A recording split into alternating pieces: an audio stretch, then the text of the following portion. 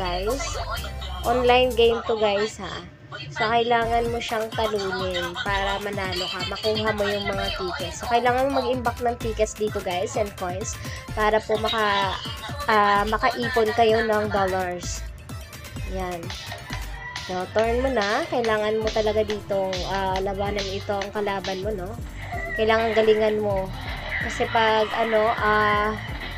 hindi mo gagalingan, talagang matatalo ka. So, ayan, magaling yung kalaban natin dito. Ayan. Nakaka-enjoy naman siya, guys. Hindi naman siya nakaka-stress. Talagang marami lang talagang ads na papanoorin. Ayan.